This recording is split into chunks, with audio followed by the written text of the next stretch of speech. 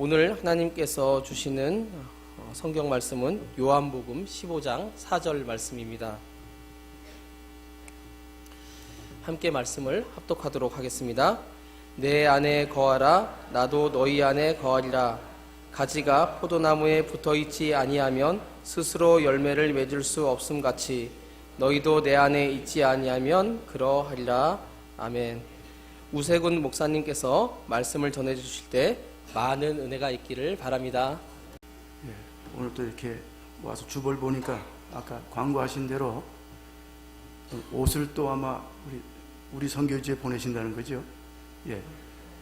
거기선 우리가 뭐 시골에 있기 때문에 제 어릴 때 10대 때 시골에 저도 산골짜기 살았습니다만 저도 처음 가서 놀란 게 애들 옷을 입은 옷이 한 10년은 된 것 같아요. 10년은 그렇게 입고 다녀가지고 옷들 많이 이제 가지고 가긴 했습니다만은 요번에 또 우리 정인교에서 좀 이렇게 도움을 주신다니까 너무 감사합니다. 여기 보니까 깨끗한 옷을 세탁한다고 했는데 헌옷을 세탁하시면 됩니다. 헌옷. 그럼 거기는 그것도 너무나 귀한 거기 때문에 여러분들께서 뭐 조금 이렇게 보내주시면 또 아이들에게 위로가 되고 힘이 되겠다 생각합니다. 여러분, 야생 동물들이 그 거친 자연 환경에서 이제 살아남기 위해서 몸부림치는 걸 볼 수 있습니다. 이 동물의 왕국을 다큐멘터리를 보게 되면 아주 치열하게 아주 다양한 방법으로 생존하기 위해서 애쓰는 모습을 볼 수 있죠. 이 적자 생존, 어떻게 보면 우리가 양육강식 같은 그러한 그 자연의 그 명확한 어떠한 그 현실적인 것을 이 야생의 동물 속에서 우리가 아주 생생하게 느낄 수가 있습니다. 근데 재밌는 것은 좀 강해 보이는 짐승들은 그런 안전한 자기들의 생존을 위해서 어떤 그 영역을 이렇게 만드는 걸 볼 수 있어요. 아주 고약한 냄새, 독특한 냄새를 이렇게 뿜뿜 피워가지고 여기는 내 영역이다. 자기들의 생존을 위한 하나의 방법, 하나의 경계선이죠. 너희들은 여기 들어오면 안 된다. 그 얘기입니다. Safe boundary for survival이라고 할 수 있어요. 생존을 위한 안전한 하나의 경계선 해가지고 굉장히 그 치밀하게 동물들이 준비합니다.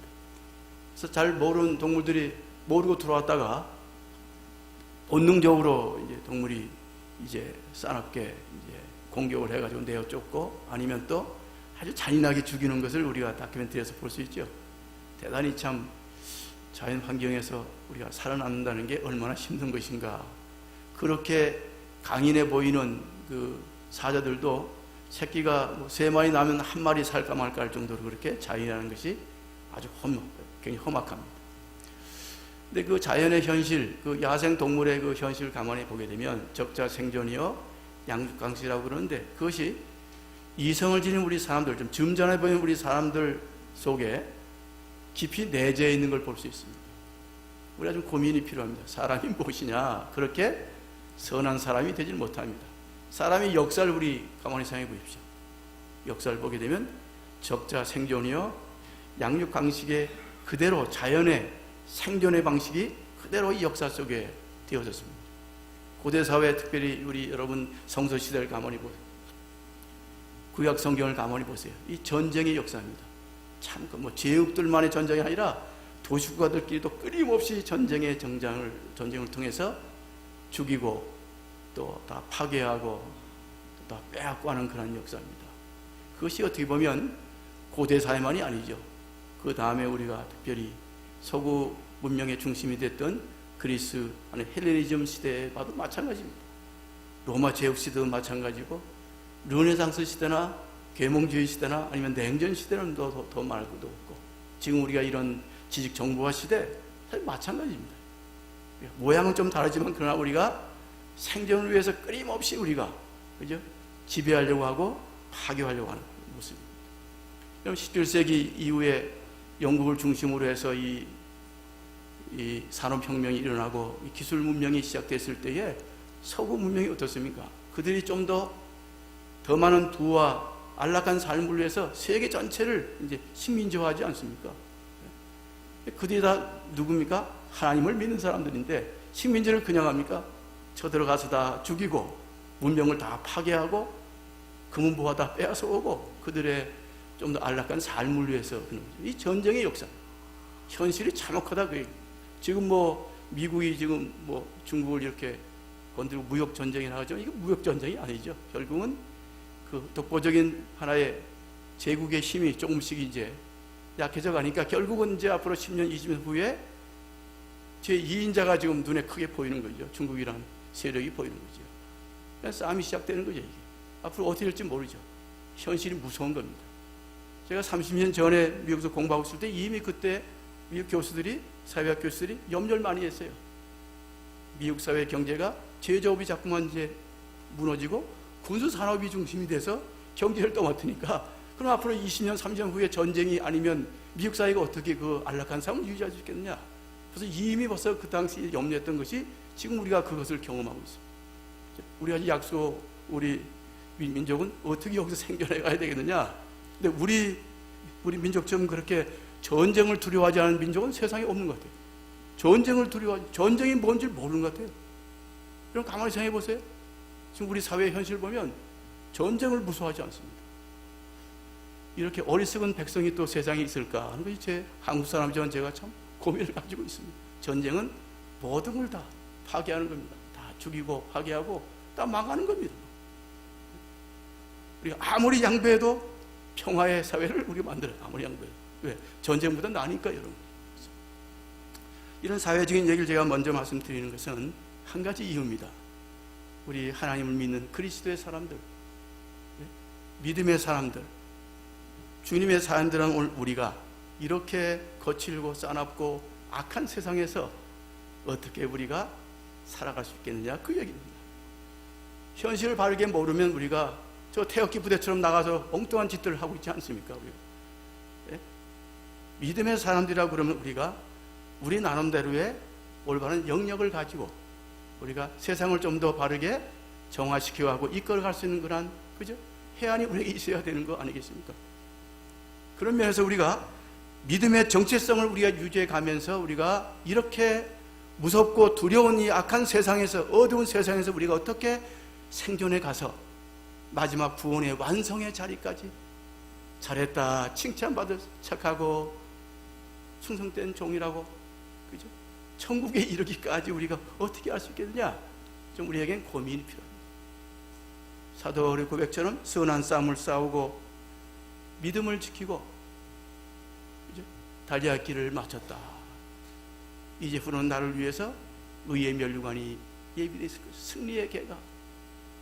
우리가 다 그런 자리에 머물 수 있겠습니까? 불가능한 모습처럼 보이는 거 아니겠습니까? 마지막까지 예수님도 우리를 향해 하신 말씀처럼 너희가 생명의 길로, 구원의 길로 아무리 애를 써도 못 떠나는 자가 많다. 그만큼 우리가 어렵다는 겁니다. 우리가 바르게 우리의 믿음의 삶을, 정체성을 가지고 잃지 않고 우리가 이 세상에서 살아남기 위해서는 우리가 사는 이 냉엄한 현실을 우리가 아주 바르게 이해해야 됩니다. 어떻게 생존해 갈 수 있겠느냐. 오늘 성경의 말씀은 우리를 향해서 우리 안전한 지역을 말씀하고 있어요. 너희가 이 자리에 머물러 있으면 너희는 염려할 게 없다. 오늘 본 말씀이죠. 내 안에 거하라. 같이 다 합시다. 내 안에 거하라. 내 안에 거하라. 여러분, 이 말씀을 쥐고 있어야 돼요. 여러분의 의지가 아니라 성령의 감동되어지는 그 믿음의 마음으로 이걸 쥐고 있어야 돼요. 믿음 안에, 바로 주님 안에 이 경계선을 우리가 넘어가 버리면 우리는 실패한 인간이 되고 마는 거예요. 그래서 우리 고린도서에 보세요. 너희가 그리스도 예수 안에서 거룩하여지고 우리가 죄 씻음 받고 의롭게 되어지는 것은 그리스도 예수 안이라.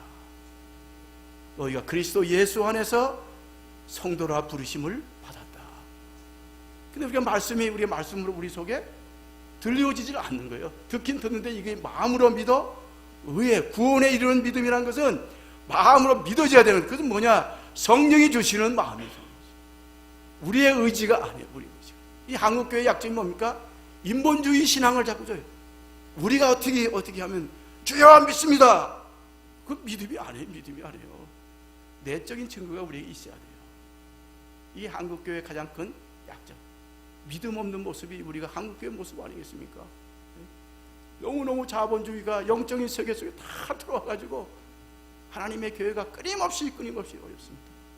저도 목회하면서 올바른 노예, 갱신적인 목회 위해서 참 애를 쓴 목사인데도 그래도 힘듭니다. 목사가 다 내려놓고 다 정리하고 쉽게 하면서 하려도 이분들은 그렇게 살아온 하나의 자기들의 신앙적인 습관이 있기 때문에 참 어렵습니다. 그러나 우리는 천국에 이르는 길을 선택해야 돼요. 우리가 마지막까지 우리가 잘 생존해서 하나님 나라에 갈 수 있어야 되지 않겠습니까? 그래서 독일의 그 세계적인 신학자 중에 칼 바르트라고 한 교수님이죠. 그분이 노년에 이르러서 이런 말을 했습니다. 하나님의 창조의 세계에는 하나님이 허락하신 것과 허락하지 않은 것이 있다. 하나님의 백성들이 해야 되는 것과 해선 안 되는 것이 있다고. 경계선이 있는 거예요. 허락하신 것, 허락하지 않은 것. 그건 악한 것이죠. 해야 되는 것, 하지 말아야 되는 것, 악한 거예요. 그러니까 허락한 곳에 우리가 머물러 있어야 되고 해야 되는 곳에 우리가 있어야 되는데 자꾸 우린 경계선을 넘어간다 이겁니다. 그러니까 그 경계선을 넘어가지 않기 위해서 우리는 어디에 있어야 돼요?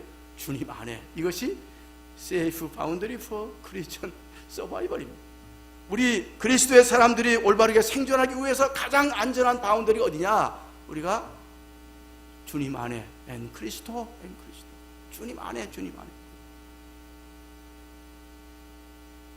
제가 이번에 2주일 전에 좀 이제 건강 검진 때문에 이제 들어오기 전에 감사하게 우리 교회에서 4명의 영아 아이들 이제 유아세를 줬어요. 그건 참 쉬운 게 아닙니다. 여기서야 뭐 유아세례 주고 합니다만 거기서는 그런 일이 거의 없는데, 그것도 또 마침 그 쌍둥이 아이는 이제 영아는 또 마침 우리 저와 같이 처음부터 3년 동안 전자기타맨이 돼가지고 저를 돕는 이제 젊은 우리 그 사역자 친구 2아이고, 또 한 집안 2아이는 또 이제 아버지가 태국에서 목회를 하고 있어요. 그래서 이제 고향에 우리 돌아오기 때문에 꼭 우리 교회 와서 예배 드리고 하는데, 이제 마침 한 2달 전부터 목사님 유아세례 좀 줬으면 좋겠어요. 그러다 자꾸 내가 바쁘니까 그냥 미루다가 마침 내가 이제 내일 한국을 이제 가야 되기 때문에 그래 한번 세례 주도록 하자 해서 이제 거긴 또 이렇게 이 프랑스 문화는 하여튼 이 선물 문화, 팀 문화가 강해. 뭘 하면 다 또 선물 좀 다 이 돈입니다. 그래서 아이들 다 그것도 또 쌍둥이 아이는 또 내가 또 약속을 또 뭐냐면 또 이제 그 유모차도 2개 해준다고 그랬기 때문에 요때 또 선물도 해야 되니까 이게 참 쉬운 게 아니에요. 근데 또 요 아이만 또 다른 2아이가 또 있으니까 참 내가 그때 이 선교라는 게 때로는 참 선한 마음이 좀 쉽지 않은 거구나 그런 생각이 드는 거죠. 뭐 아이들이야 뭐도 모르고 다 박수하지만 이 선교사는 힘든 거예요. 바르게 한다는 게. 그래서 아무튼 그렇게 참 기쁘게 하고 같이 잔치도 하고 이제 재밌게 하고 마쳤어요. 그때 우리 그 사역자 우리 젊은 친구가 목사님 내일 한국 가시기 전에 꼭 좀 우리 어머니 집에 왔으면 좋겠어요. 왜냐? 그랬더니 어머님이 30대부터 예수를 믿었대요. 캄보디아는 그게 쉬운 게 아닙니다. 어른들이 교회 다니는 건 거의 쉽잖아요. 그래서 선교사들이 아무리 애를 써도 어른이 교회 나오는 일은 거의 없습니다. 예. 저는 그렇게 정성을, 전 목회를 오래 한 사람이니까 정말 정성을 다하면 어른들에게. 거기서 옛날 우리 시골 교회처럼 1-2명의 여인들만 좀 가난하고 못 배워서도 좀 믿음이 들어가면 3년을 애를 써도요 1달 2달 꾸준히 나와주는 여인들이 없어요. 매번 바뀌어요. 뭘 주니까 그래도 맨날 주니까. 거긴 또 이 시골이니까 이 한국 라면이 시들치기 때문에 하여튼 제가 그것도 이제 처음에 계속 주다 돈 많이 들어서 이제 한 달에 한 번씩 이제 2개씩 줍니다만은, 그래서 그분들에게 저도 옛날에 시골에 가난하게 살아서 경험이 있기 때문에 거기 한 5명 10명씩 이제 식구 있어서 우리도 가난할 때는 라면 2개 가지고 10명이 먹은 적도 있다고 해서 제가 가르칩니다. 물을 많이 부어가지고 이제 그 라면 끓이라고 제가 해서 그렇게 이제 교육시키면서 아무튼 성기지에서 그렇게 하고 있어요. 근데 이제 어머님이 그래서 이제 자녀가 12명이래, 12명. 그걸 3년 만에 저한테 처음 얘기해요. 그러니까 이 캄보디아 사람들이 문제가 뭐냐면 그 킬링필드 그 어려운 시대를 지나면서 자기 속 얘기를 안 해요. 10년을 선교사가 자기처럼 키워서 다 공부시켜도 마지막까지 자기 성령이 안 한, 그래서 아주 이 불신이 아주 심하지요. 뭐 새벽 예배도 다 해도 끝까지 소극 안 했다가 딱 떠나고 이제 이런 식의 이제 실망을 주는 일이 많이 있는데, 3년을 그렇게 같이 참 재밌게 잘 생활했는데 집 얘기를 처음 하는 거예요. 집 얘기. 어머님이 그래서 자녀들 12아이들 가운데 4명이 이제 교회를 다닌다, 자기를 포함해서. 참, 야, 이거 어머님이 보통 분이 아니구나. 근데 왜 그걸 지금 얘기 안 했대? 근데 어머님이 지금 71세인데 지금 건강이 아주 안 좋습니다. 70 말하면 거기서는 아주 뭐 우리나라는 90 넘게 사신 분이랑 마찬가지. 거긴 지금 평균 나이가 한 70, 아니 50 중반 정도니까, 56 정도 되니까요. 그 이유는 뭐 우리 60년대 여러분, 우리도 50세가 안 됐잖아요. 왜냐하면 어릴 때 다 죽으니까. 너무 환경이 열악하고 너무 이 비위생적이기 때문에 어릴 때 다 죽는 거예요. 어릴 때. 그죠? 자, 그런데 그래서 이제 생각해 보니까, 그래, 그럼 어머니 한번 찾아뵙도록 하자 하고 갔더니 그 나무집인데, 이렇게 일단 시골에 나무집인데 혼자 어머님이 거기서 이제 누워 계시더라고. 자식들 같이 사는 것도 아니고 혼자 이렇게 계시더라고.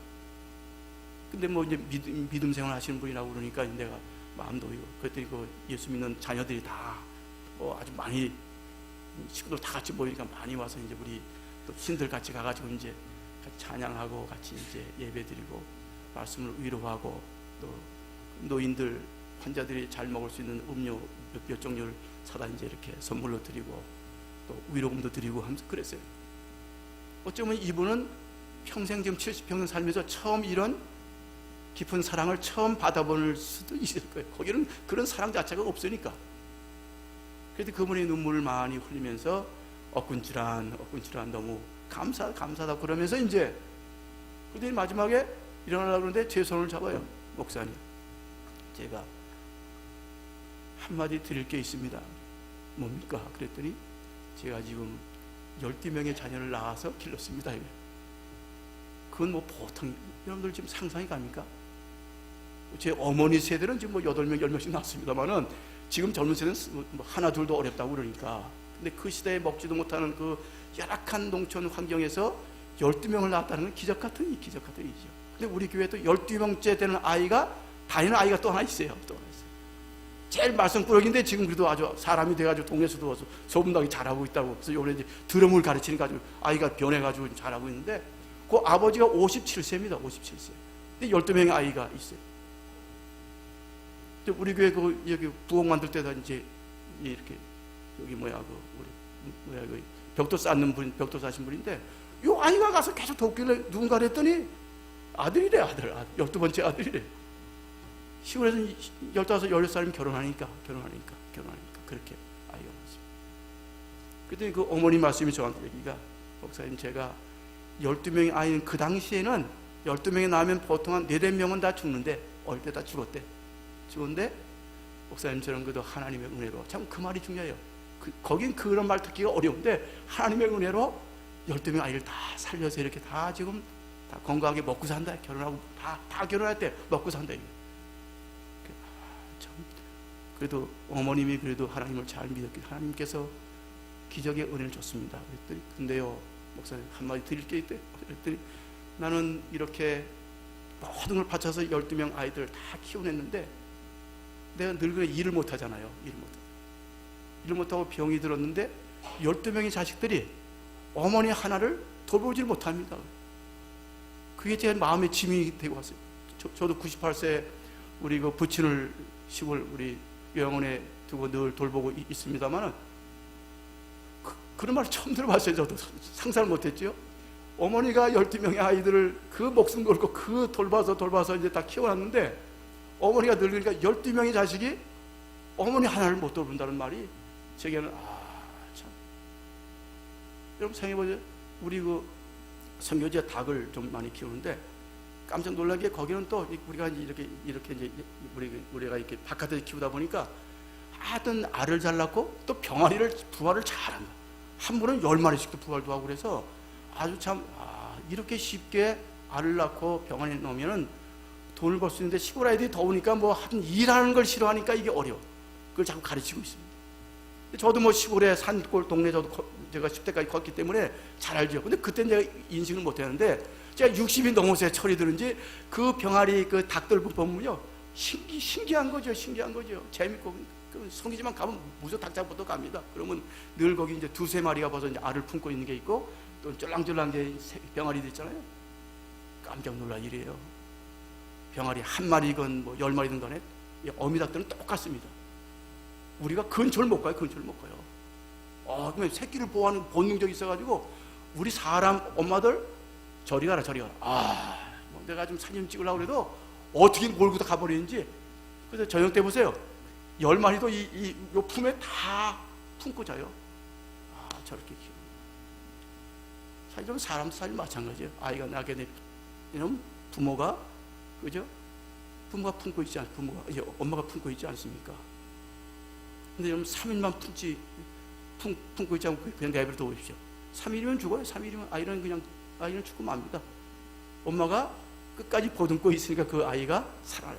처럼 젊은이들이 혼자 컸다고 하는 이유가 그래서 3일이면 죽는데 이제 그런 게 이제 문제가 되는 거죠. 그래서 제가 잘 그 내용을 모르고 내가 우리 사역자 우리 젊은이에게 그럼 어머니 아픈데 어떻게 여기 헤브론 병원 우리 NGO 하는 헤브론 병원이 큰 게 있어서 아니 거기 모시고 간 거냐? 돈이 없어서 못 모시고 가요. 그 병을 한번 못 모시고 간 거예요. 아니 12자였는데 왜 조금씩만 모아도 되는데 그랬더니 우리가 너무 가난하게 살아서 못 모시고 병원도 못 모시고 계속 그냥 이렇게 병들었고 계시게 만드는 거예요. 그래서 거기서 이야기한 거예요. 근데 너는 하나님을 믿는 사람이기 때문에 자녀들 가운데 4명이 하나님 믿는다고 그러니까 너희들이라도 해야 될 일이 뭐냐? 어머님은 사람의 본물이지만 더더나 예수 믿는 사람들은 더욱더 우리가 날 낳아준 부모님을 우리 귀하게 여겨야 되는데 너희들은 그러면 안 된다. 이번엔 처음 내가 헤브론 병원에 모시고 가서 전체 한번 그 검진을 받아봐야 될 거 아니겠어요? 한번 검진을 다 받아보는 그 비용은 내가 책임지지만 그 다음부터는 너희들이 알아서 책임을 져야 한다 하고 내가 이제 하고 딱 왔어요. 전 그게 늘 마음에 어머니 한 사람이 12자식을 그거 참 기가 막히게 키워냈는데 12자식들이 어머니 한 사람을 노년에 돌보지 못한다. 그것은 저들의 마음의 문제지 없어서 문제가 아닌 거죠. 우리 믿음의 사람들이 오늘 칼발투의 교수님의 얘기처럼 우리가 하나님이 허락하신 것과 허락하지 않은 것이 있지 않습니까? 해야 될 것과 해서는 안 되는 것이 있는데 우리는 자꾸 경계선을 벗어난다. 그래서 주님께서 제자들에게 하신 말씀입니다. 이 말씀은 예수님이 이제 얼마 안 있으면 십자가에 달 돌아가셔야 되는 이 중요한 시기에 철없는 제자들에게 너희는 내 안에 거하라. 왜 예수님 안이 그렇게 안전한 곳입니까? 그것은 그 다음 말씀이 더 중요합니다. 나도 너희 안에 거할 것이다. 나도 너희 안에 거할 것이다. 그러니까 그 능력의 주님께서 부활하신 그 주님께서 하나님의 영적인 힘을 가진 그 주님께서 우리와 함께 하신다 그럴 때에 그게 진정 우리의 위로가 되는 거 아니겠어요? 그게 진정 우리의 힘이 되는 것이고 소망이 되는 거지. 어디다 여러분들이 희망을 두겠어요? 근데 칼발트 교수가 이 이야기 할 때의 배경이 어디 있습니까? 그건 창세기 2장에 나오는 얘기입니다. 에덴 동산에 하나님께서 처음 사람들에게 뭐라고 얘기합니까? 너희들은 이 동산에 그 모든 것 마음껏 마시고 마음껏 먹고 즐겁고 행복하게 너희들 인생을 살라. 그렇지만은 이 많은 과실 가운데 저기에 있는 저 선과 악을 구별하는 나무에 대해서는 저건 건들지 마라. 당연히 처음에 하나님의 말씀이 그 처음 사람들에게 임하여 있을 때는 그 선과 악을 구분한 나무 열매가 아무런 의미가 없었어요. 그러니까 처음엔 정말 즐겁고 행복하게 에덴 동산에 살지 않았겠어요. 근데 세월이 좀 지나가면서 처음 사람들에게 무슨 음성이 들렸어요? 사탄의 음성이 들린 거예요. 뱀을 통해서. 그죠? 하나님이 뭐라고 얘기했어요? 저걸 따먹으면 정녕 너희가 죽는다. 근데 사탄의 음성은 뭡니까? 정반대예요. 저걸 너희들이 먹게 되면 눈이 밝아지고 하나님처럼 높은 위치에 갖게 되고 너희는 절대 죽지 않는다. 이 어둠의 세력이 유혹하는 거예요. 근데 그 말씀이 어둠의 말이 사탄의 말이 그들의 마음속에 머물러 있다 보니까 그 선악을 알게 된 그 과실이 눈에 보이는 거예요. 저는 그게 안 보여요. 저는 관심도 없고 안 보이는데 그게 보이는 거예요. 그 보니까 성경을 보세요. 저들이 봄에 보암직도 하고 먹음직도 하고 지혜롭게 할 만큼 탐스러웠더라. 여러분, 그런 모습을 보고 여러분 거기에 유혹당하지 않은 사람이 세상에 아무도 없는 거예요. 그렇게 생각이 안 되니까 우리가 유혹에 안 넘어가는 까지요.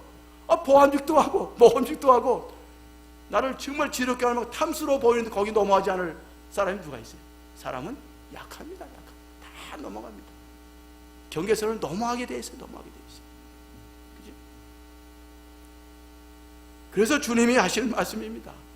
너희가 세상을 살아가면서 너희가 이 땅에서 하나님의 사람으로, 그리스도의 사람으로 너희가 실패하지 않고 너희가 천국에 이르기 위해서는 너희가 끝까지 내 안에 있어야 된다. 내가 너희 안에 있겠다. 이 약속의 말씀입니다.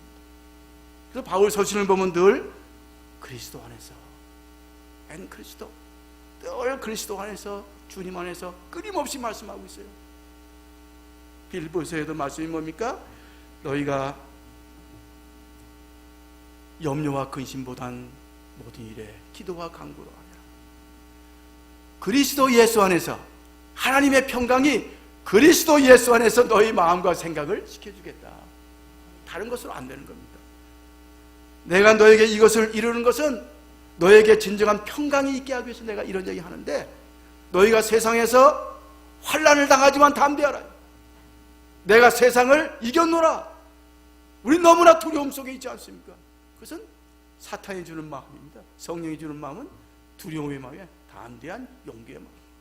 그래서 여러분, 제 아들이 3년간 주님과 동고동락하지 않았습니까?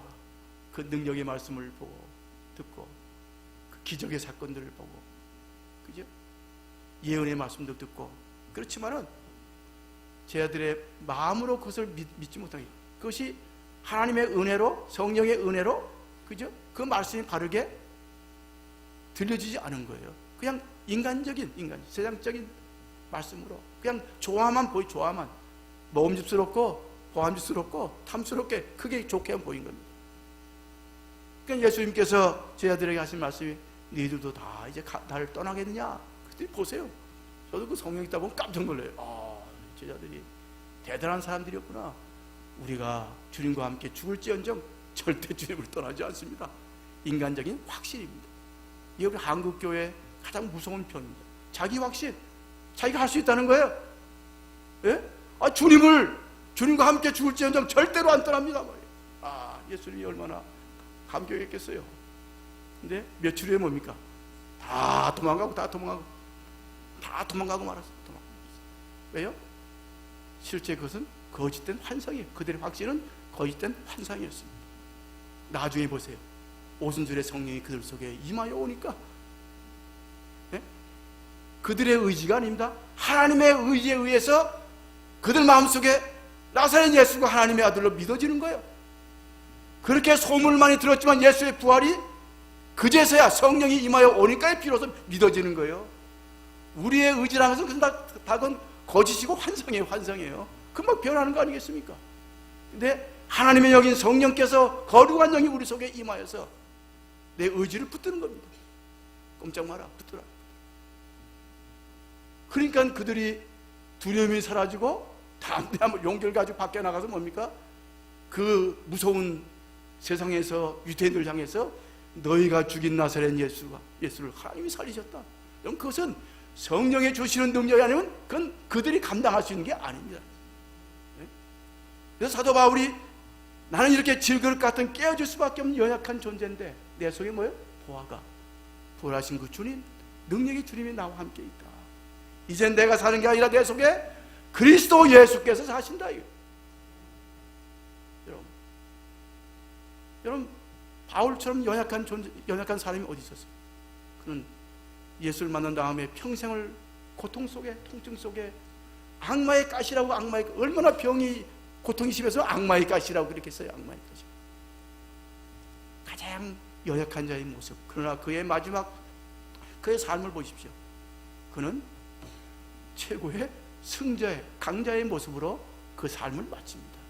그것은 사도 바울이 위대한 게 아니라 그는 끊임없이 평생 동안 내가 연약함을 인정하고 그리스도 안에 머물기 위해서, 그리스도 예수 안에 내가 머물기 위해서. 그래서 그는 자기의 의지가 있어서, 그러나 성령의 감동을 받으면 그는 포기하는 겁니다. 사도행전을 보세요. 그가 1차 갈라디아 성결을 마치고 그는 아시아 북쪽을 가려고 하나님께 준비하지 않습니까? 환상 가운데 마게도냐 청년이 우리로 건너와서 복음을 전하라. 그는 보세요. 즉시 자기 의지를 포기해버립니다. 그리고 마게도니아 빌립보로 넘어가지 않습니까? 바로 그것이 약해 보이던 사도 바울이 바로 승리의 삶을 살 수 있었던 것은 그런 마지막까지 예수 그리스도 안에 그 바운더리에 머물러 있었어요. 그것은 성령이 주시는 감동 어린 삶인 것을 우리에게 말씀해 주고 있는 것입니다. 그래서 주님도 말씀하십니다. 너희가 나를 떠나서는 아무것도 할 수 없다. 다시 말하면 믿음의 삶을 살 수 없다. 왜? 백전백패입니다. 세상에서. 보암직도 하고 모험직도 하고 그 탐스러워 보이는데 거기에 다 넘어가지 여러분. 영국 이 정치인들이 보면 또 한 어떤 때는 50% 60%까지 교회 다니는 사람들이라고 그래요. 근데 하나님의 은혜로 생각하는 사람이 누가 있어요? 마음으로 생각하지 않습니다. 여러분 교회 장로가 여러분 대통령 되는 경우는 별로 없어요. 2명이나 됐어요. 또 한 사람이 또 나오겠다고 하고 있습니다. 저는 아찔합니다. 성공한 대통령이 안 되잖아요. 그죠? 우리가 다 뭐냐면 우리는 그런 사람들은 우리가 그냥 모양만 가지고 있는 거지 진짜 그들 속에는 하나님을 두려워하는 마음이 없는 거예요. 한 나라의 대통령이 얼마나 큰 축복이, 더 이상의 축복이 있겠습니까? 그럼 무릎 꿇어, 그죠? 무릎 꿇어 하나님과의 관계 속에서 이 나라 이 민족의 평안과 번영을 위해서 그냥 목숨을 바쳐서 해야 되지 않겠어요? 그죠? 근데 그게 안 되는 거죠. 인본주의적인 것들이 우리 속에 너무나 많이 있어요. 하나님의 교회들마다 너무나 우상들이 많아가지고 인본주의는 뭡니까? 때는 목사가 우상이 돼요. 그냥 목사가 막말해도 아멘 아멘 아멘. 그냥 그런 목사가 있는 거예요. 목사 자꾸 나쁘다고 그러지 마세요. 여러분들이 아멘 하니까 그런 목사가 있는 거죠 여러분. 네? 얼마나 지금 험악한 말들 하니까 어느 그 청와대 어느 비서가 우리 그 영화의 한 대사라고 그래요. 한 영화를 보지 못했는데 사람이 되기 힘들지라도 뭐죠? 괴물은 되지 맙시다. 이제 그러더라고요. 좀 그게 듣고 내가 좋은 그리스도인은 되기 힘들어도 사탄의 짓은 하지 맙시다. 그런 생각이 들더라고요. 근데 여기 보십시오. 우리가 주님 안에 우리가 성령 가운데 머물러 있게 되면은 절로 너희가 많은 열매를 맺는다. 그것이 하나님께 영광이 되고 비로소 너희가 내 제자가 된다. 여러분 제자 훈련 여러분 성경 공부한다고 제자 되는 거 아니에요. 그 한 훈련 과정이지만 더 중요한 건 뭡니까? 여러분들이 마음으로 믿어 의에 이르는 성령의 감동으로 주어진 그러한 확신이 우리에게 있어야 돼요. 거부할 수 없는 것. 어떻게 그렇게 나약한 어부들이었던 제자들이 어떻게 목숨을 다 바쳐서 순교의 삶을 삽니까? 증인의 삶을 삽니까? 그것은 그들의 의지가 대단한 게 아니에요. 성령이 그들의 마음을 붙들어 세웠다 그 얘기입니다. 꼼짝 못하게 붙들어 세운 겁니다. 여러분 그런 면에서 오늘 여러분이 이 짧은 생에 살아가면서 내가 어떻게 하면 믿음의 올곧은 삶을 살 수 있겠는가? 그건 한 길입니다. 하나님 내가 부족하지만 그래도 주님 안에 머물러 있게 하여 주옵소서. 성령님이여 내 마음의 약한 의지를 붙들어 세워서 고쳐주셔서 내가 이 바운드를 떠나지 않게 해 주옵소서. 그래서 내 속에 끊임없이 성령의 열매, 사랑과 희락과 화평과 오래 참음과 자비와 양성과 충성과 온유와 절제 같은 이런 풍성한 영적인 가치들이 내 속에 늘 있어서 나를 통해 하나님 영광 받아 주옵소서. 이 성령의 열매는 여러분들이 노력해서 되는 게 아니에요. 하나님이 여러분의 마음을 새롭게 고쳐주셔서 새로운 영적인 가치를 심어주는 거예요. 그 사람들 불쌍히 여기고 오래 참고 견디면서 내가 무엇인가 하나님에 대한 선함을 갖는 거 아니겠습니까? 여러분 저 밑에 전북의 고창 군에 가게 되면 호암마을이 있어요. 거긴 아직도 거기 이제 그 한센인 마을이 촌이 지금도 있습니다. 옛날에 뭐 한 300명씩 돼가지고 참 가장 버려진 곳, 우리가 다 버린 사람들, 자기들끼리 똘똘 뭉쳐서 있는 곳, 가장 정말 낮고 천한 곳 아니겠습니까? 거기에 50년 동안 그들과 함께 먹고 똑같이 생활하면서 닭을 키우고 또 돼지를 키우고 또 담배 재배도 하고 또 도자기도 이제 이렇게 굽는 그런 일을 하는 50년 동안 저 이탈리아에서 온 수녀님이 한 분 계십니다. 25살 철없는 나이에 수녀로 거기 와가지고 보세요. 거기를 50년간 떠나지를 않았습니다. 이게 중요해요. 잠깐 올 수 있어요. 잠깐 올 수 있어요. 저도 이번에 사실 뭐 이제 늘 조용히 잠깐 왔다 가다가 마침 제가 이제 3년쯤 됐는데 이제 몸이 좀 병이 왔어요. 와서 그거 좀 치료받는 일이 있어서 제가 지금 의사 말을 드려야 되니까 이제 잠깐 와서 이제 검사받고 좀 치료하고 가고 그러는데 요번엔 좀 제가 이제 우리 제가 있던 교회 뭐 떠난 목사니까 전혀 거의 관여를 안 하고 있는데 이제 요번에 소문이 나가지고 이제 할 수 없이 이제 여러 교우들이 한 번은 잠깐 목사님 좀 만납시다 해서 제가 이제 만나게 되는데 재밌는 뭐 장로님이건 권사님이건 똑같이 저도 질문하는 게 목사님 이제 곧 이제 좀 더 있다 그만하셔야죠. 저보 그만해요. 저보 그만하셔요. 근데 그게 똑같은 얘기를 하고 있더라고요. 또 어떤 분은 목사님 언제까지 하십니까? 여러분 전도인의 삶이 내가 2달이 성할 때까지 하는 거지 여러분 언제까지 잠깐 있다 그만둡니까? 그러라고 제가 현경이 나온 게 아니잖아요. 오랜 세월 동안 마음으로 준비해서 하나님이 결국은 나를 저 현장에 보내시구나. 떠밀려 나를 그렇게 오랫동안 개척하고 주어지는데 도무지 안 되니까 하나님이 나를 보내시는구나. 그래서 나가서 이제 언제 올지 모르지만 나는 계획이 없는 거죠. 거기가 현지인에 의해서 잘 세워져 갈 수 있도록 최선을 다해 있는 건데 언제까지 계시냐고 물어봅니다. 그죠? 이분은 50년 동안. 그 뭐예요? 이분의 의지가 아니라 이 수녀님의 이 칼라 수녀님인데 의지가 아니라 성령 하나님이 우리도 버린 그곳에 이방인을 보내서 그들을 위로자로 삼으신 거예요. 그들 희망을 주는 한 겁니다. 성령 하나님이 그 마음을 붙든 거지요. 죽도록 사랑한다고 결혼해서 여러분 쉽게 이혼하잖아요. 이게 사람의 마음 똑같은 거예요. 아무리 목숨 걸고 당신밖에 없으시면 금방 또 싫어지고 이게 사람의 약한 마음입니다. 요새는 또 보시면 보니까 또 뭐 50대, 60대도 이혼한다고 그래요. 또 많아진다. 그래서 저는 정신 나간 사람들도 있나 하는 생각이 들더라고요. 여러분 힘들게 살아와가지고 왜 또 나이 다 들어가지 살면 우리가 언제 얼마 더 산다고 또 헤어지냐고요. 그래도 처음 만난 사람이 내겐 소중한 사람이에요. 우리 나이 들어도 철이 없어요. 철이 없는 거예요. 근데 이제 요번에 50년이 되니까 이제 그래도 이분은 원치 않았지만 그래도 뭐 조촐하게 뭐 이렇게 좀 이제 같이 아마 종합 파티를 여는 것 같아요. 그랬더니 그 기자들이 와가지고 수녀님에게 물어봤습니다. 수녀님 50년 동안 여기 와서 좀 젊음을 불태우고 지금 76세인데 그죠? 그럼 이 50년 동안 계시면서 가장 힘들었던 순간이 언제였습니까? 그렇잖아요? 그럼 여러 가지 이유가 있을 거 아니겠어요? 뭐 문화가 다르고 언어가 다르고 음식이 다르고 환경이 다르고 얼마나 그죠? 이분이 올 때 이탈리아는 얼마나 좀 밝고 좋은 데겠습니까? 가장 어둡고 천한 곳인데 그랬더니 이분의 얘기가 참 놀라운 언어로 말합니다. 가장 내게 어려웠던 순간은 이분들이 병들고 아파서 신음하고 힘들어할 때에 내가 대신 아파주지 못한 것 그것이 가장 내게 힘든 일이었습니다. 여러분 생각해 보세요. 저는 거기서 예수님의 모습을 생각하는 겁니다.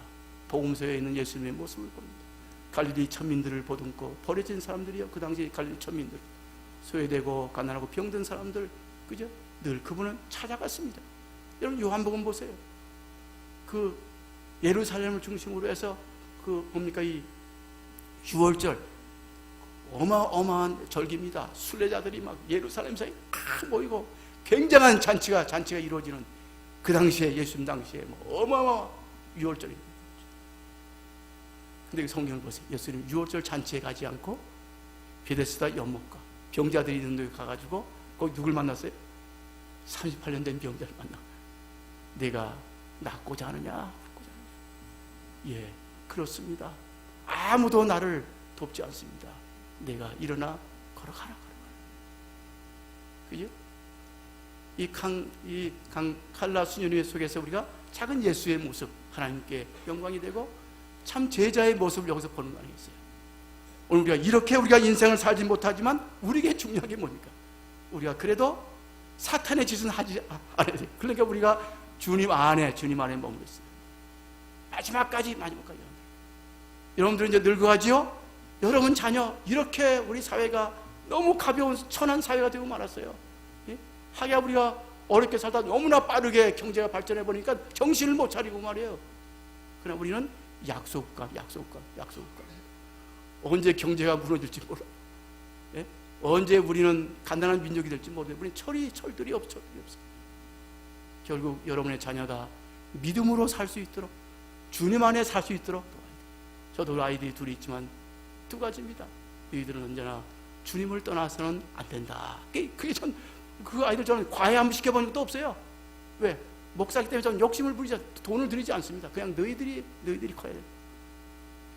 주님을 떠나서는 안 된다. 지금 다 30이 넘었지만은, 결혼하고 그랬지만은 참 감사하게 주님을 떠나지 않고 열심히 잘 하고 있어요.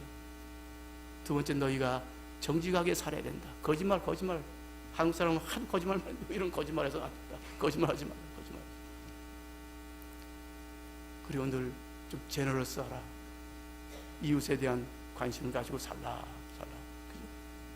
그죠? 결국은 우리는 천국문에 이룰 수 있을지 모르겠지만, 그러나 우리 자손들이 또 경계선을 벗어나서 방황하면서 사탄의 속에 살 수 있지 않겠습니까?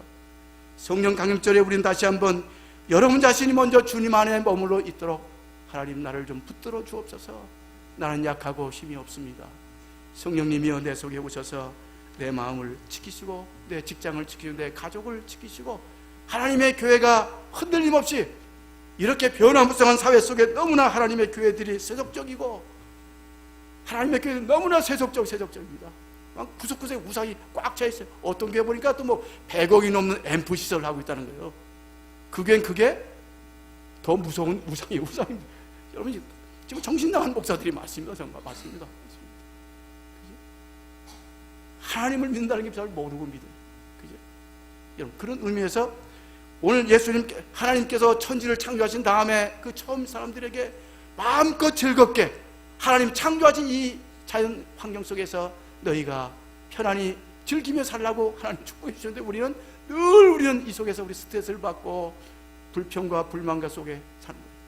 주님이 우리 속에 머물러 있도록, 너희는 마음에 근심하지 말라. 하나님을 믿으니 또 나를 믿으라. 내가 나 있는 곳에 너희를 있게 하겠다. 그러니까 염려하지 말라는 거예요. 너희는 성령 안에 주어진 참된 믿음을 가지고 있으라. 그죠?